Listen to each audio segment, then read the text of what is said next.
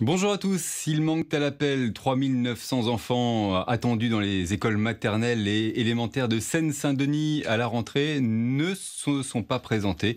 Un chiffre 5 fois supérieur à la normale selon le rectorat qui n'arrive d'ailleurs pas à identifier les raisons pour lesquelles les élèves n'étaient pas présents.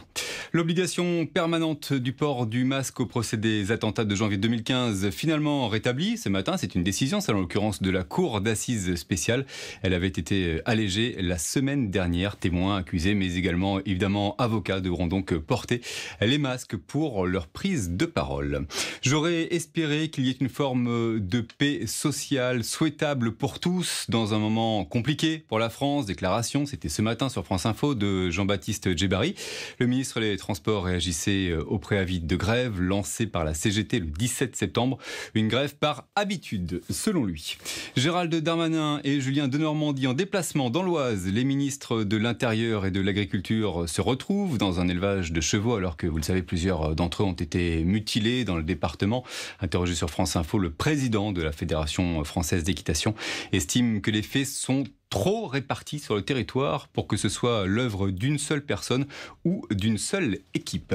On en vient à la police du Bas-Rhin qui lance un appel à témoins pour retrouver des victimes d'agressions sexuelles, agressions qui ont été commises par un homme seul se présentant comme un vendeur de tapis. C'est une information de nos confrères de France Bleu Alsace. À l'étranger, les tentatives absurdes d'accuser la Russie, réaction du Kremlin aujourd'hui dans le dossier Navalny. Berlin a donné quelques jours à la Russie pour avoir des explications concernant l'empoisonnement de l'opposant de Vladimir Poutine. Angela Merkel n'exclut d'ailleurs pas la possibilité de sanctions dans le projet de gazoduc Nord Stream 2. Tout ce qui a été signé dans le passé doit être respecté. Avertissement clair et net de Michel Barnier, c'est le négociateur en chef de l'Union européenne. Réaction à un article de presse évoquant une possible remise en cause de certaines parties considérées comme essentielles de l'accord de sortie du Royaume-Uni de l'Union européenne. Nouveau round de négociation à partir de demain.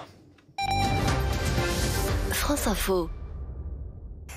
Et merci David pour ce rappel des titres. On va revenir à présent sur la rentrée des Républicains. C'était, je vous le disais, le week-end dernier au Port-Marly dans les Yvelines et tous les regards étaient tournés évidemment vers François Baroin, le maire de Troyes qui a encore laissé planer le doute sur sa candidature à la présidentielle de 2022.